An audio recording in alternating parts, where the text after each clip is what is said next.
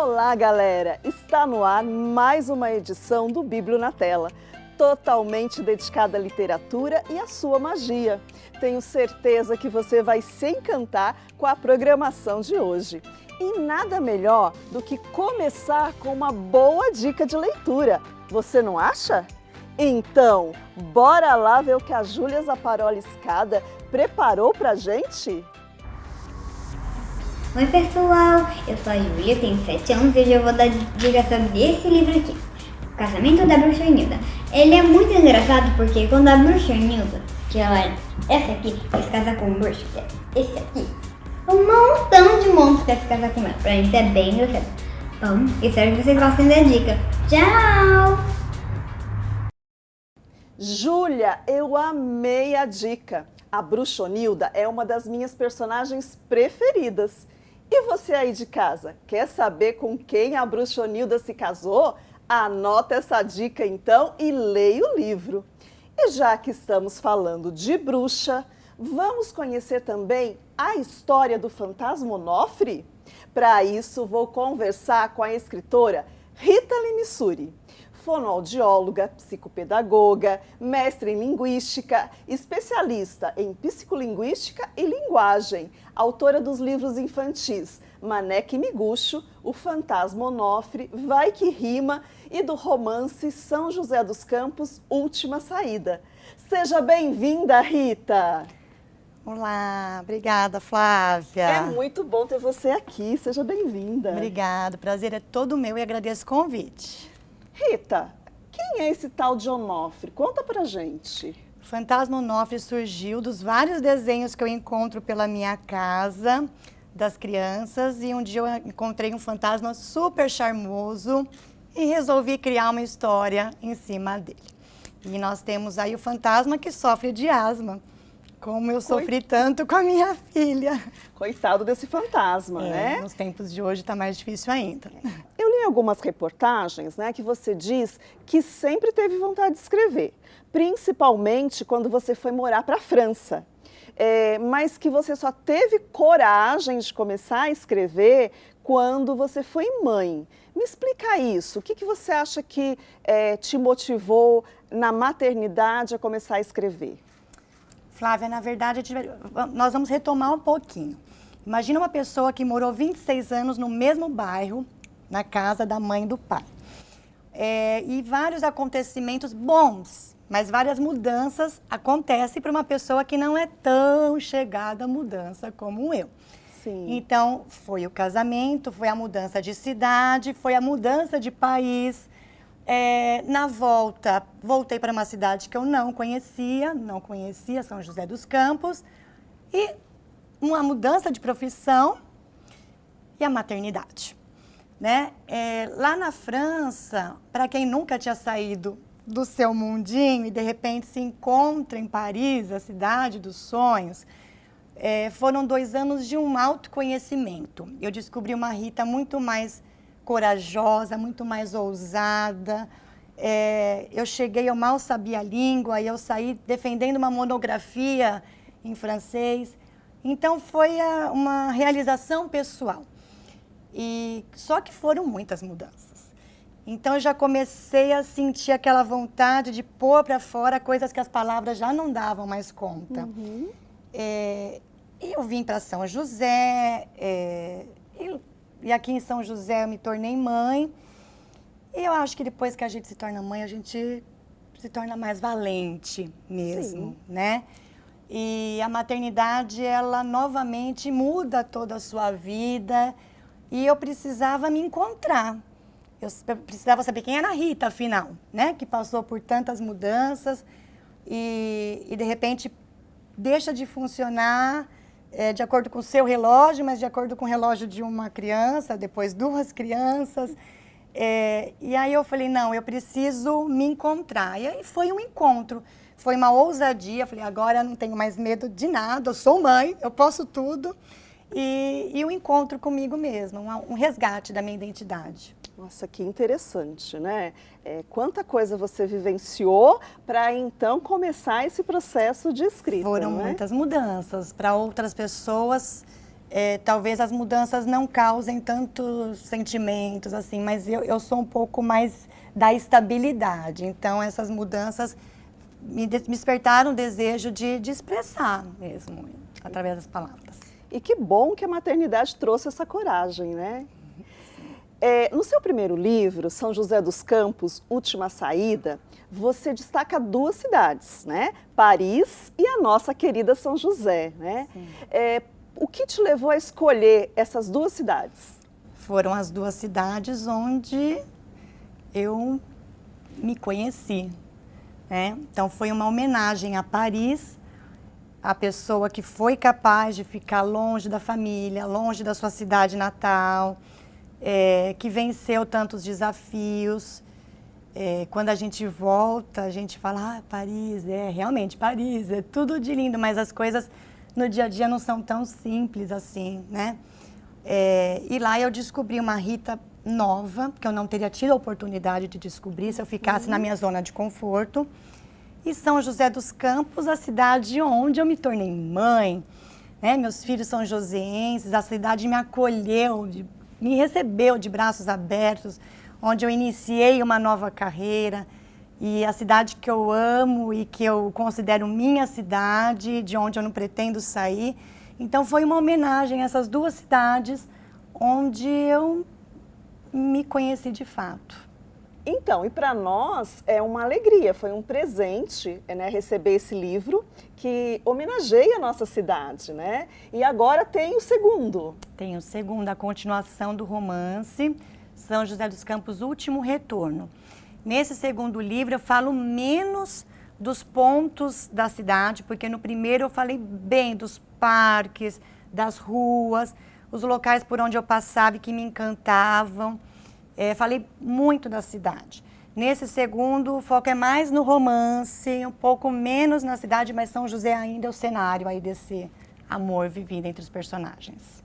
E se você quiser conhecer um pouquinho desse livro, anota aí e procura ler, tá bom? Agora vamos falar dos seus livros infantis? Vamos. Seu primeiro livro, né, Maneca e Miguxo, tem uns personagens que eu sei que são muito especiais e são reais. Então conta pra gente, conta pra quem tá lá em casa, quem são esses personagens? Bom, primeiro eu devo dizer que eu tive muita sorte de contar com você como prefaciadora do meu livro Maneca e Miguxo, meu primeiro livro infantil. Obrigada. E foi um prazer também prefaciar um livro tão lindo, tá?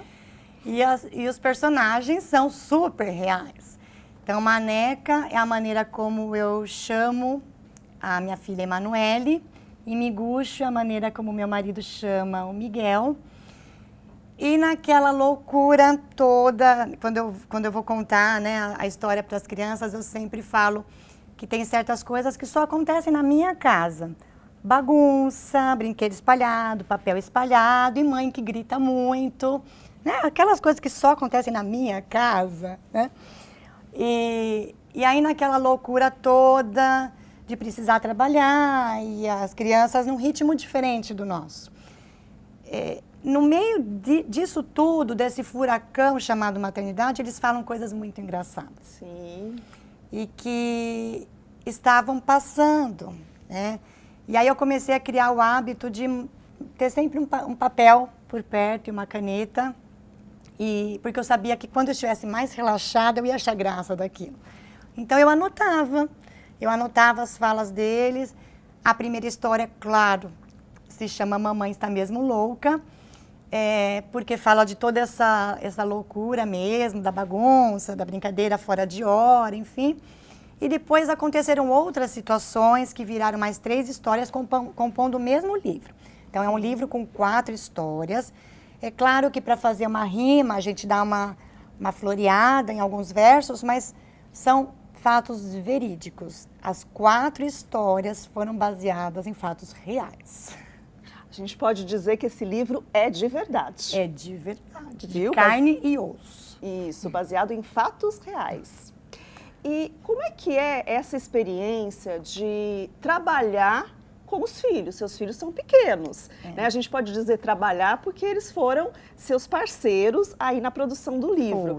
Conta um pouquinho como é que é ter os filhos protagonistas de um livro. Eles foram fonte de inspiração e colegas de trabalho mesmo, né? Primeiro, eu comecei recolhendo os desenhos da Emanuele. A Emanuele era mais velha e desenhava, ela sempre gostou muito de desenhar. E eu recolhia aqueles desenhos e ficava aquele bolo, que não tinha como guardar, mas eu também não tinha coragem de jogar fora.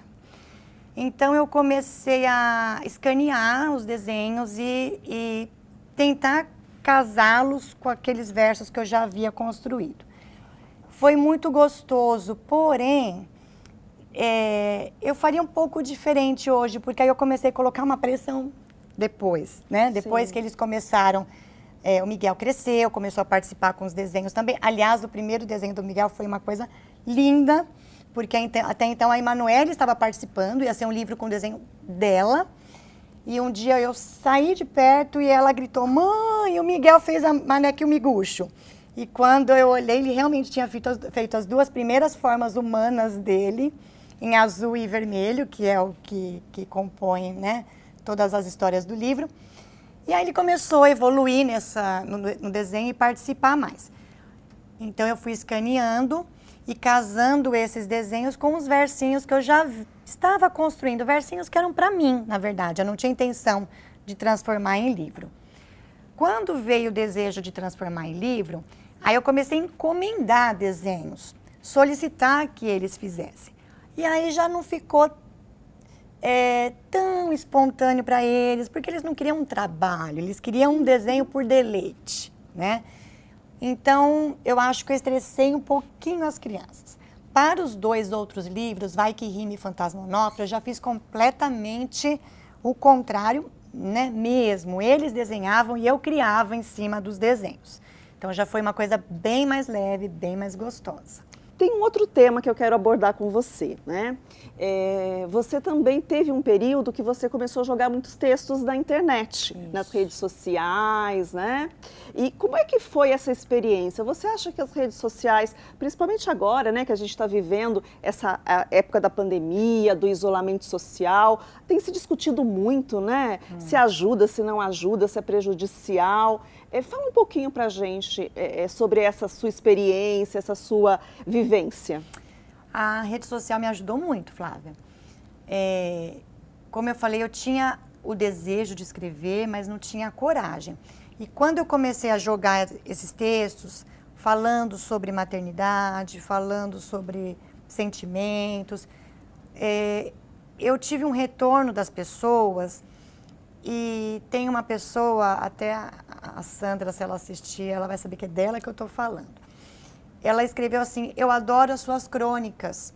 Quando ela fez esse comentário, eu falei: nossa, o que eu escrevo faz parte de um gênero literário? Eu me encaixo em alguma coisa? Então foi assim, muito importante para essa coragem também, né? Eu pude me expressar, eu pude ter um retorno das pessoas. A rede social funcionou como um termômetro para saber se o que eu escrevo toca um pouquinho as pessoas ou não. Para mim, foi um auxílio muito grande como escritora e como leitora, porque eu consigo ter acesso ao trabalho de várias outras pessoas. E para as crianças? Olha, Flávia, a gente não teve como fugir, né? Nós tentamos o quanto foi possível, quanto pudemos, fugirmos das redes sociais.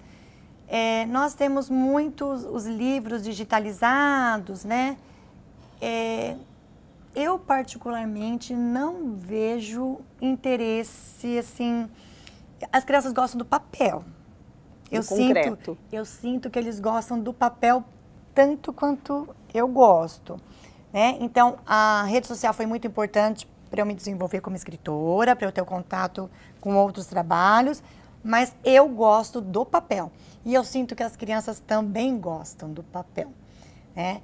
E se tiver alguém lendo aquele papel para elas, então é melhor ainda, muito mais encantador. Nós tivemos agora que abrir as portas das casas para as redes sociais, para os eletrônicos, enfim, fomos obrigados a isso. Mas eu ainda percebo um gosto maior pela interação, mesmo dos jovens. Realmente, eu acredito também que as redes sociais, elas aproximam, né? Elas nos ajudam a conhecer o outro, que muitas vezes está até pertinho da gente, mas a gente não conhece, né?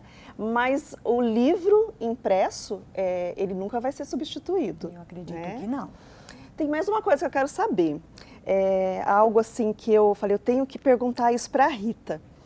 Você já disse numa reportagem que quando você escreve e você percebe que você está fazendo as pessoas felizes, você se sente bem, você se sente fazendo o bem, né?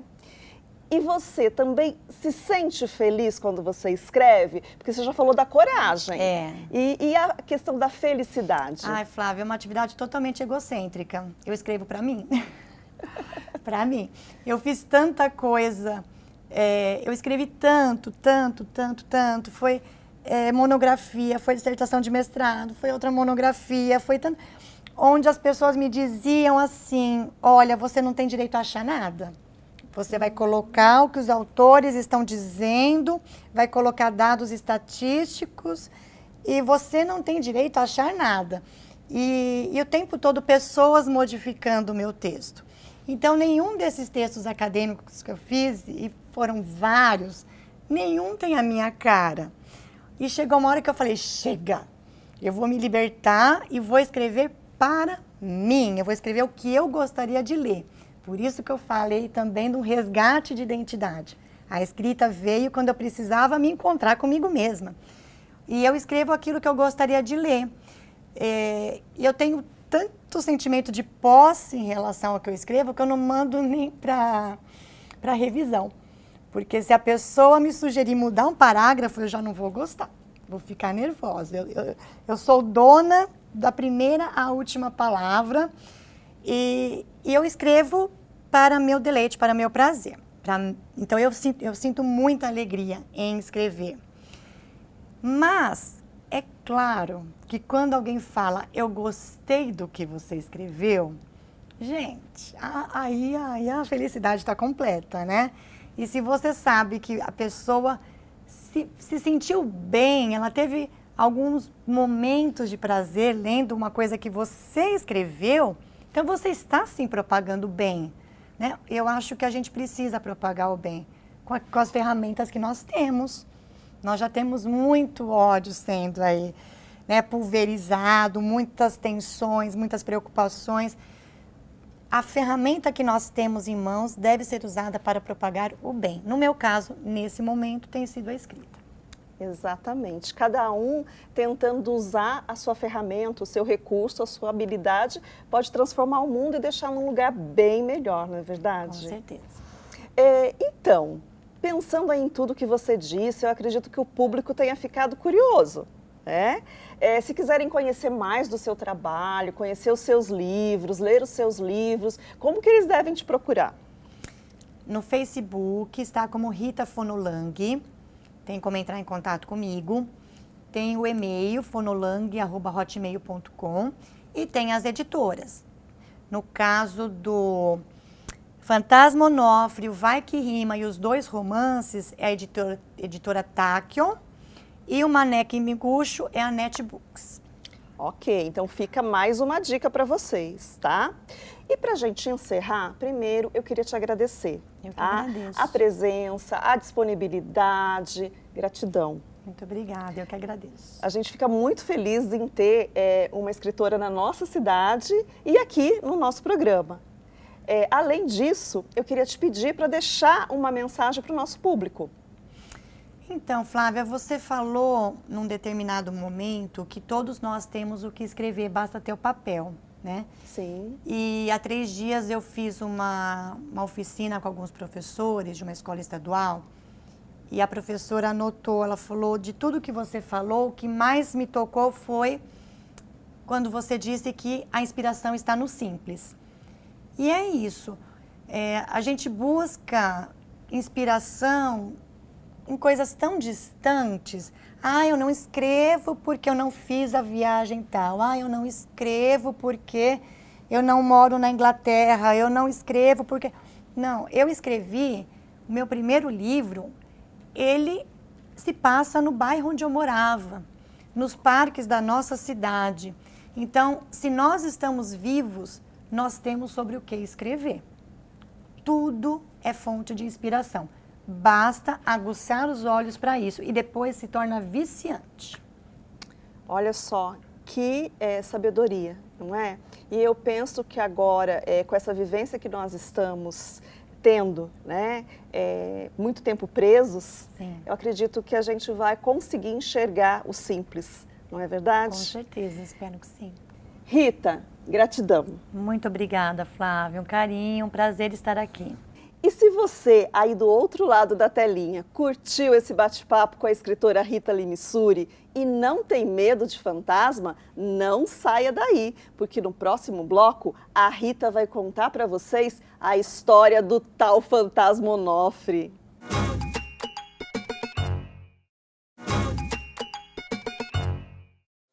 Já estamos de volta. Que bom que você continua aqui no Bíblia na Tela. Vamos conhecer o tal Onofre, o fantasma? Senta que lá vem história. Olá, eu sou a Rita de Cássia Alves Limissuri, autora do livro Fantasma Onofre. Estou aqui com os meus ilustradores Emanuele e Miguel. Vamos conhecer o fantasma Onofre? Fantasmas de todo o mundo resolveram se reunir para um grande problema finalmente discutir. E lá no fundo do salão, enquanto se armava a confusão, pobre fantasma Onofre que só fazia Coffee, coffee! assim não dá, disse um. Assim não pode, disse outro. E com toda essa loucura, o zum zum zum corria solto. E lá todo encolhidinho, mas parecia um bichinho. Pobre fantasma Onofre que só sabia Coffee, coffee! fantasma que é fantasma faz bu, diz fantasma pirabu. Fantasma que é fantasma mete medo, diz fantasma Godofredo. Fantasma que é fantasma dá pesadelo, diz fantasma Capelo. Fantasma que é fantasma causa horror, diz fantasma Heitor. E ainda sem conseguir 5 minutos sem tossir, pobre fantasma Onofre que só sabia Coffee, coffee!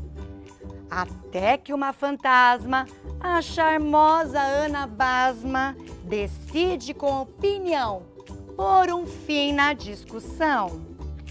Ele precisa de um doutor ou de outro benfeitor. Conheço alguém que trata de fantasma com asma.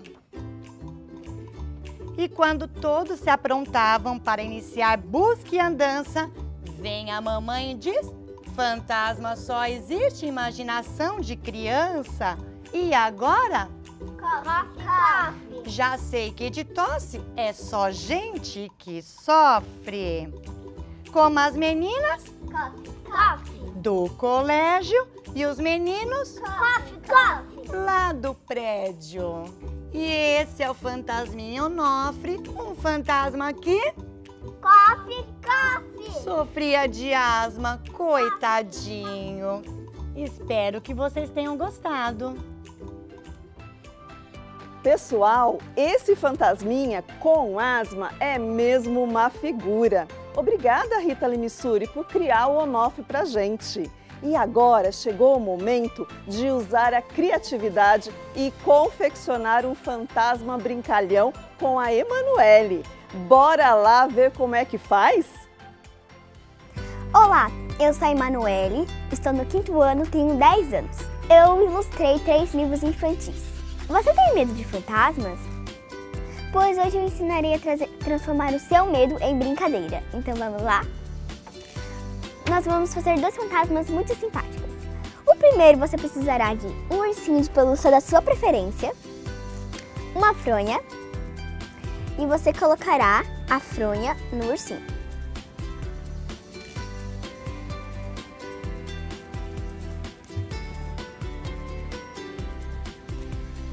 Quando você colocar a fronha no seu ursinho, você precisará de adesivos coloridos pretos. Você pegará, colocará no seu fantasma.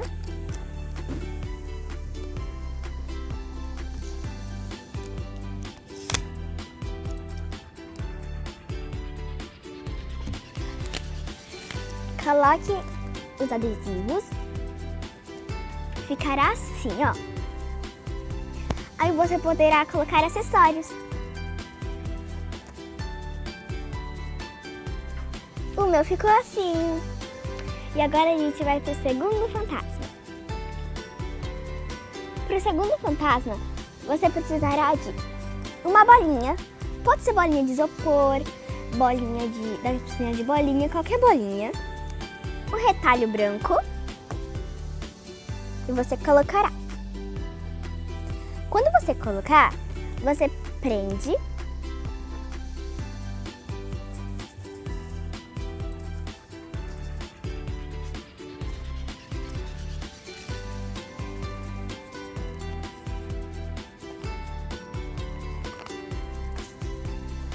Prende. E ficará mais ou menos assim. E aí, de novo com os adesivos coloridos. Aí você pegará adesivos e colocará no seu fantasminha.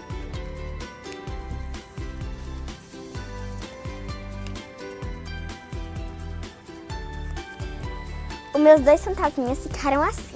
Agora os dois bonequinhos viraram diversão. Obrigada por assistir. Tchau! Que legal!